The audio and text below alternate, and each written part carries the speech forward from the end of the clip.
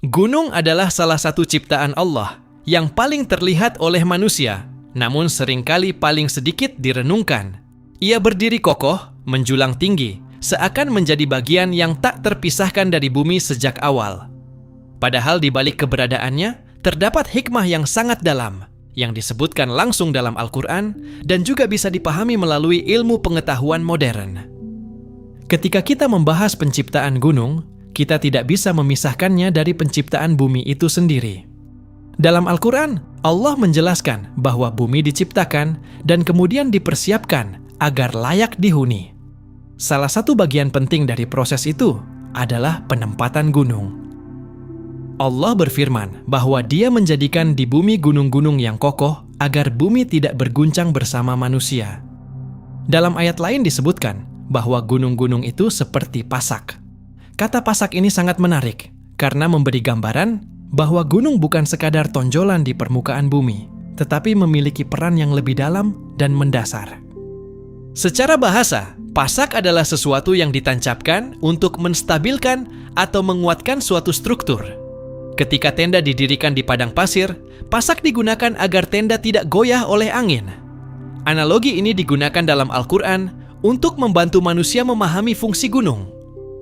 Lalu muncul pertanyaan, kapan gunung diciptakan? Dalam Al-Quran, Allah menjelaskan bahwa Dia menciptakan bumi dalam beberapa tahap. Setelah bumi diciptakan, Allah menetapkan di dalamnya gunung-gunung yang kokoh, memberikan keberkahan, dan menentukan kadar rezeki bagi makhluk di dalamnya. Ini menunjukkan bahwa gunung merupakan bagian dari proses penyempurnaan bumi, bukan sesuatu yang muncul tanpa tujuan. Artinya, gunung sudah ada sebelum manusia hidup di bumi, sebagai bagian dari sistem yang Allah siapkan agar kehidupan bisa berlangsung dengan stabil. Jika kita melihat dari sudut pandang ilmu pengetahuan, bumi memiliki lapisan-lapisan yang kompleks. Permukaan bumi tidak benar-benar datar atau statis.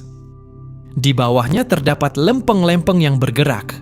Gerakan ini bisa menyebabkan gempa, pergeseran tanah, bahkan perubahan bentuk permukaan bumi. Disinilah peran gunung menjadi menarik untuk dikaji. Dalam geologi modern, banyak ilmuwan menjelaskan bahwa gunung memiliki akar yang masuk jauh ke dalam bumi. Bagian yang terlihat di permukaan hanyalah sebagian kecil dari keseluruhan struktur gunung. Sebagian besar masanya justru berada di bawah permukaan.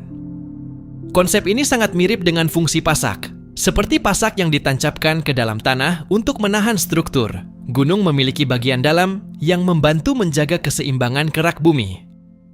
Ini tidak berarti gunung sepenuhnya mencegah gempa atau pergerakan bumi, tetapi keberadaannya berkontribusi pada stabilitas struktur bumi secara keseluruhan. Gunung membantu mendistribusikan tekanan dan menjaga keseimbangan antara lapisan-lapisan bumi. Ketika Al-Quran menyebut gunung sebagai pasak, ini bukan sekadar kiasan kosong, tetapi memiliki makna yang bisa dipahami secara ilmiah. Selain sebagai penstabil, gunung juga memiliki fungsi lain yang sangat penting bagi kehidupan. Gunung adalah sumber air. Banyak sungai besar di dunia bermula dari pegunungan. Air hujan yang turun di gunung akan terserap ke dalam tanah, kemudian keluar sebagai mata air. Dari sanalah sungai mengalir, membawa kehidupan ke berbagai tempat. Tanpa gunung, distribusi air di bumi akan sangat berbeda. Daerah dataran rendah bisa kekurangan sumber air, dan keseimbangan ekosistem akan terganggu. Gunung juga berperan dalam mengatur iklim. Ketika angin membawa uap air, gunung menjadi penghalang yang menyebabkan uap tersebut naik dan mendingin, lalu turun sebagai hujan. Proses ini disebut sebagai hujan orografis dalam ilmu geografi. Karena itu, banyak daerah subur berada di sekitar pegunungan. Tanahnya kaya, airnya cukup, dan kehidupan bisa berkembang dengan baik. Selain itu, gunung juga menjadi habitat bagi berbagai makhluk hidup. Banyak tumbuhan dan hewan hidup di pegunungan dengan kondisi yang unik. Ada yang hanya bisa hidup di ketinggian tertentu, dengan suhu dan tekanan tertentu. Ini menunjukkan bahwa gunung juga menjadi bagian dari keberagaman ciptaan Allah di bumi. Gunung juga menyimpan berbagai sumber daya alam. Di dalamnya terdapat mineral, logam, dan berbagai bahan yang bermanfaat bagi manusia. Salah satunya adalah besi, yang dalam Al-Quran juga disebut memiliki kekuatan besar dan banyak manfaat bagi manusia. Ini menunjukkan bahwa gunung bukan hanya struktur fisik, tetapi juga tempat penyimpanan berbagai nikmat Allah. Namun, di balik semua manfaat itu, gunung juga mengajarkan manusia tentang kekuasaan Allah. Gunung yang besar dan kokoh bisa runtuh jika Allah menghendaki. Dalam Al-Quran disebutkan bahwa jika Al-Quran diturunkan kepada gunung, maka gunung itu akan hancur karena takut kepada Allah. Ini adalah gambaran betapa kuatnya pengaruh wahyu dan betapa kecilnya manusia dibandingkan dengan ciptaan Allah yang besar. Pada hari kiamat, gunung juga akan mengalami perubahan besar. Al-Quran menggambarkan bahwa gunung akan dihancurkan, dihamburkan, dan menjadi seperti debu yang beterbangan. Ini menunjukkan bahwa sekuat apapun sesuatu di dunia, semuanya berada di bawah kekuasaan Allah. Kembali ke fungsi gunung dalam kehidupan manusia, penting untuk dipahami bahwa semua ini bukan kebetulan. Gunung tidak muncul secara acak tanpa tujuan. Ia adalah bagian dari sistem yang dirancang dengan sangat detail. Allah menciptakan bumi dengan keseimbangan. Setiap bagian memiliki peran. Gunung, laut, angin, hujan, semuanya saling terhubung. Jika salah satu bagian hilang atau berubah drastis, maka keseimbangan itu bisa terganggu. Ini mengajarkan manusia untuk merenungkan ciptaan Allah, bukan hanya melihatnya. Ketika seseorang melihat gunung, ia bisa sekadar melihat keindahan. Namun orang yang beriman akan melihat tanda kekuasaan Allah di dalamnya. Ia akan bertanya, mengapa gunung diciptakan seperti ini? Apa fungsinya? Bagaimana ia bisa berdiri kokoh? Pertanyaan-pertanyaan ini membawa manusia kepada pemahaman yang lebih dalam tentang penciptaan. Dalam Islam, merenungkan ciptaan Allah adalah bagian dari ibadah. Bukan hanya salat dan puasa, tetapi juga berpikir, memahami, dan mengambil pelajaran dari alam. Gunung menjadi salah satu objek yang sangat kuat untuk direnungkan. Ia diam, tetapi berbicara melalui keberadaannya.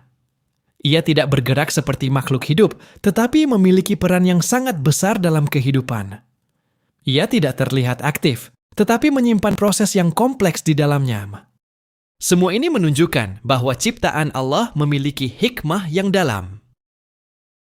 Dalam konteks sains, semakin banyak penelitian dilakukan, semakin terlihat bahwa bumi adalah sistem yang sangat kompleks dan teratur. Tidak ada yang benar-benar acak. Segala sesuatu memiliki fungsi dan keterkaitan. Ini sejalan dengan apa yang diajarkan dalam Al-Quran, bahwa Allah tidak menciptakan sesuatu dengan sia-sia.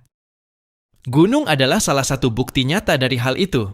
Ketika manusia memahami fungsi gunung, ia akan semakin sadar bahwa hidupnya juga memiliki tujuan. Sebagaimana gunung memiliki peran dalam menjaga bumi, manusia juga memiliki peran sebagai khalifah. Manusia diberi amanah untuk menjaga, bukan merusak. Namun kenyataannya, banyak kerusakan yang terjadi di bumi karena ulah manusia. Hutan ditebang, gunung dirusak, sumber daya diambil tanpa keseimbangan. Padahal Allah telah menciptakan sistem yang seimbang. Jika manusia merusaknya, maka dampaknya akan kembali kepada manusia itu sendiri. Karena itu, memahami penciptaan gunung bukan hanya soal ilmu, tetapi juga soal tanggung jawab.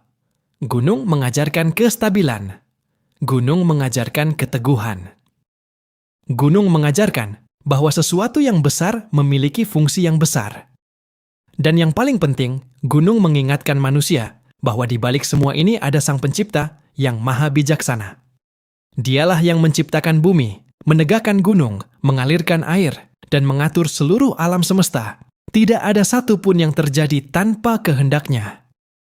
Maka ketika kita melihat gunung, seharusnya kita tidak hanya kagum, tetapi juga tunduk. Karena gunung adalah salah satu tanda kebesaran Allah yang nyata di hadapan manusia.